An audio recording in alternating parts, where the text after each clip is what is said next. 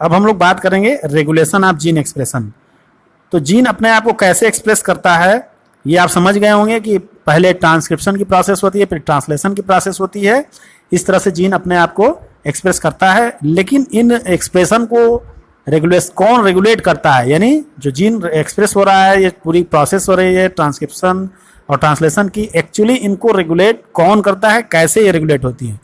तो जैसा हम लोगों ने डिस्कस किया था कि जीन्स कोडिंग और नॉन कोडिंग दो तरह के सीक्वेंस होते हैं डीएनए के ऊपर। तो जो नॉन कोडिंग सीक्वेंस हैं वो तो कुछ नहीं करते, उससे कोई ज़्यादा इफेक्ट नहीं होता है, उनका कोई ज़्यादा वर्क नहीं होता। हालांकि उनका वर्क होता है जिसके बारे में हम लोग नेक्स्ट टॉपिक में डिस्कस करेंगे।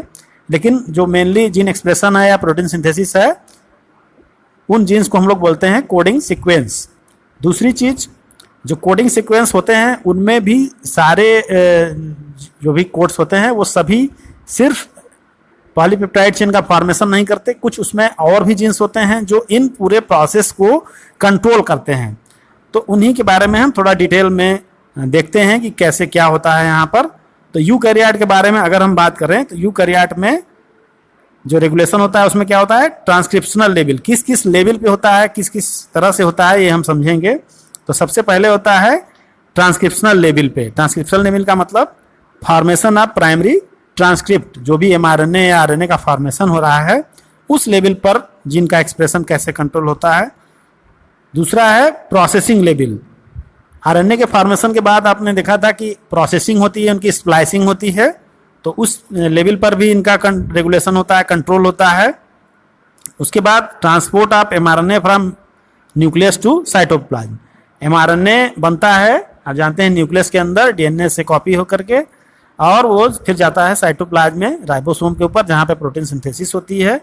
तो इस जो ट्रांसपोर्ट हो रहा है वो चीज़ भी डिपेंड करती है, रेगुलेशन करती है कि किस तरह से उनका रेगुलेशन हो रहा है।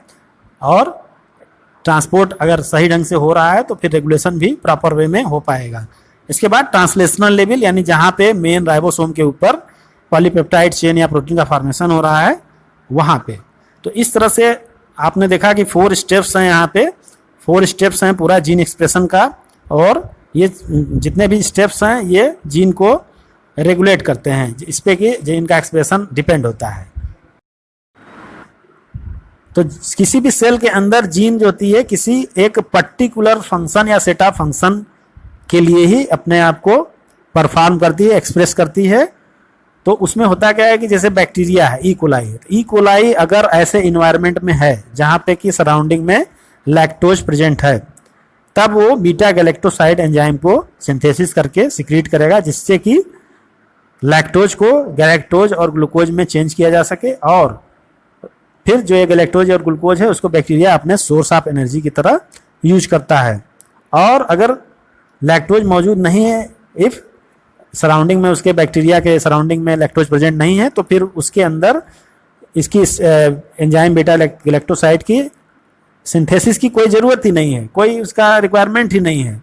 ठीक है, तो इसमें हम कह सकते हैं कि जो भी मेटाबॉलिक, फिजियोलॉजिकल या एनवायरमेंटल कंडीशन है वो भी जीन्स के रेगुलेशन को, जीन के एक्सप्रेशन को रेगुलेट करती हैं।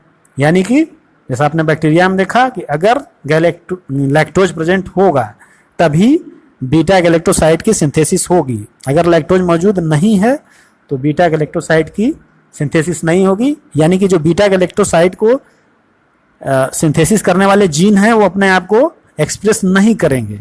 तो इससे जाहिर हो गया कि ये एनवायरमेंटल कंडीशन या मेटाबॉलिक कंडीशन रिक्वायरमेंट के हिसाब से ही जीन का रेगुलेशन होता है, एक्सप्रेशन होता है।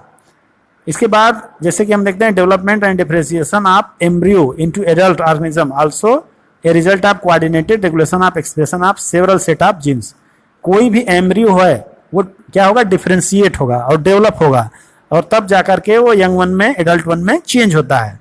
तो उसके लिए बहुत सारे वहाँ पे रेगुलेशन ऑफ एक्सप्रेशन होते हैं, किसके, जीन्स के होते हैं। सेवरल सेट ऑफ जीन्स का एक्सप्रेशन होता है और एक कोऑर्डिनेटेड मैनर में वो वर्क करते हैं। और जैसे कि किसी भी, जैसा कि हम जानते हैं अगर बॉडी में ग्रोथ हो रही है तो डिफरेंट टाइप के एमिनो एसिड और प्रोटीन्स की रिक्वायरमेंट होगी, तभी वो प्रॉपर वे में ग्रोथ हो पाएगी, डेवलपमेंट हो पाएगा। तो इसका मतलब है कोई चीज़ ऐसी होनी चाहिए जो उनको टाइम टाइम पे रेगुलेट करे। रेगुलेट करने का मतलब कंट्रोल करे, ताकि कब कहाँ क्या ज़रूरत है उसके हिसाब से वहाँ पे जीन का एक्सप्रेशन हो, ट्रांसलेशन हो, ट्रांसक्रिप्शन हो, पॉलीपेप्टाइड चेन का फॉर्मेशन हो, प्रोटीन का फॉर्मेशन हो और डेवलपमेंटल स्ट्रक्चर का फॉर्मेशन हो सके।